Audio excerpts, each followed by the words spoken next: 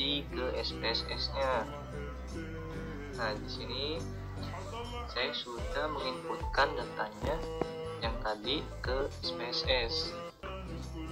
Nah, ini untuk variabel view-nya. Di sini kalian bisa masukkan namanya apa atau variabelnya apa seperti ini, dan kalian hanya memasukkan ini nama ini dan label ya, label, terus desimalnya sesuaikan dengan data yang kalian peroleh.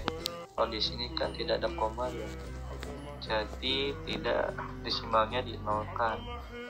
Nah, setelah kalian menginputkan data, kalian bisa tuh langsung melakukan uji dari regresi linear berganda ini. Nah, yang pertama tuh kalian klik analis, dan setelah itu pergi ke regresi ya. Setelah itu kalian klik nih linear, pasti ada kan ya linear, dan nanti akan muncul linear regression. Nah, pada dependent ini masukkan sesuai dengan ini ya, kolom. Kalau dependent kan ini nilai matematika, kita masukkan ke sebelah kanan di atas. Kalau belajar mandiri ini masuknya ke independent. Terus yang kelompok independent sama. Nah, setelah itu tinggal langsung klik OK, ya, tidak usah setting apa lagi. Nah, nanti akan muncul tab baru atau hasil dari pengujian SPSS-nya. Nah, yang dilihatnya itu di sini koefisiennya ya, dan dengan melihat signifikansinya. Nah, yang pertama tuh, jadi jika nilai signya ini lebih dari 0,05, nah itu artinya itu tidak berpengaruh ya. Jadi sekali lagi, kalau misalkan nilai signya ini lebih dari 0,05 berarti tidak ada pengaruhnya. Nah, sebaliknya tuh, jika hasil signya ini kurang dari 0,05 berarti ada pengaruh terhadap nilai matematika kalau di sini ya. Nah, kita lihat nih di sini nilai signya.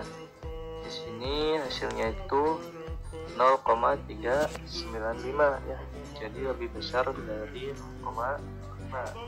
Jadi belajar mandirinya itu terhadap nilai matematika itu tidak ada pengaruhnya. Tapi kalau belajar kelompok di sini hasilnya itu 0,006. Nah, jadi lebih kecil dari 0,05.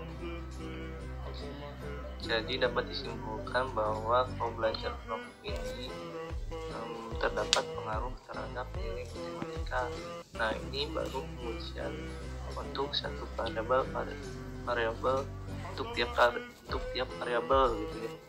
Belum secara bersama.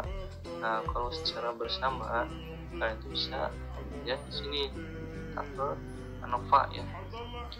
Nah, kalau ANOVA ini, jika nilai signya ini kurang dari 0,05 itu terdapat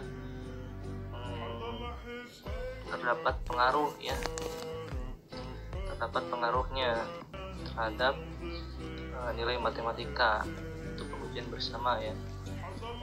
Nah, jadi di sini hasilnya kan 0,000. Jadi belajar mandiri ataupun belajar kelompok terdapat pengaruh terhadap nilai matematika gitu. Nah, untuk kalau yang ini tuh untuk bersama dua variabel, kalau ini tuh yang untuk tiap variabelnya, belajar mandiri terhadap nilai matematika, belajar kelompok terhadap nilai matematika. Nah, kalau ini tuh cuma bersama-sama. Jadi dua variabel itu telah digabungkan, dan ini nilai bisa dilihat nilai signya kurang dari 0,05.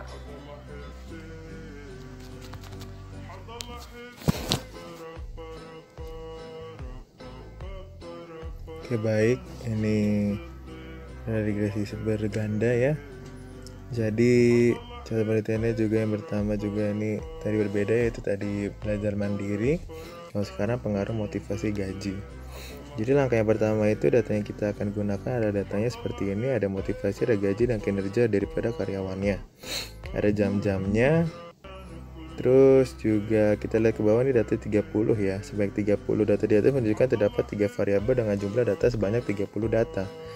Kita ambil bawah jam 7, 19.00 sama 22.00 sehingga kinerja karyawannya itu 27.00.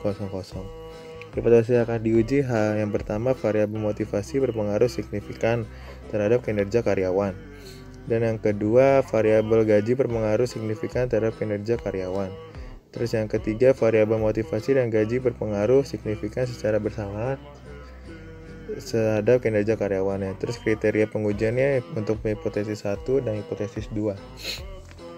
Ini langkah pengujian. Yang pertama kita harus menganalisis dulu. Ini memakai Microsoft Excel yang lama. Ini karena saya memakai laptop teman saya, jadi ini tinggal diklik saja. Kalau yang baru ada data analis, kita klik analis. Terus di situ nanti ada regression, yaitu untuk regresi. Terus kita memilih untuk di setupnya seperti ini. Ada dependennya. Dan kalau kita sudah setupnya oke, berarti kita akan klik oke. Ketiga, membaca outputnya. Output yang dikeluarkan ketika melakukan pengujian regresi berganda terdiri dari beberapa tabel, yaitu tabel remove atau masuk, enter, terus summary, ANOVA, yaitu tabel ANOVA dan coefficient-nya. Tapi kesempatan kali ini yang kita gunakan pada tabel ANOVA hanya tabel ANOVA dan coefficient-nya saja, karena tabel tersebut yang berkaitan dengan hipotesis yang kita uji. Pengujian pertama kita bisa lihat di sini. Pengujian pertama, variabel motivasi berpengaruh signifikan terhadap kinerja karyawannya. Terus kalau yang kedua, variabel gaji berpengaruh signifikan terhadap kinerja karyawan hasil pengujian dengan SPSS yang menghasilkan outputnya. Ini koefisiennya, yaitu modelnya ada konstan, yaitu motivasi dan gaji. Dan juga ada koefisien unstandardization, terus ada standard coefficient, ada signifikannya juga sig. Berarti yang kedua juga ada dependent variable-nya, yaitu kinerja karyawan. Jadi kesimpulannya data di atas ditunjukkan atau menunjukkan bahwa nilai significance untuk motivasi adalah sebesar 0,454. Maka dari itu hipotesisnya itu adalah ditolak. Kenapa? Artinya apa? Jadi artinya adalah variabel motivasi tidak berpengaruh signifikan terhadap kinerja daripada karyawan tersebut. Jadi sini ada 30 data ya. Kita kan tadi bisa lihat, tadi saya sudah berkata bahwa di sini ada data gaji dan ada kinerja karyawannya itu bagaimana. Jadi klik regression terus linear itu yang versi lama. Kalau versi baru juga tinggal klik regressionnya, terus ada independen dan dependent. Kita setup dan nanti akan klik OK. Jadi sekian yang bisa saya sampaikan untuk project final semester 4 untuk mata kuliah statistik dan probabilitas.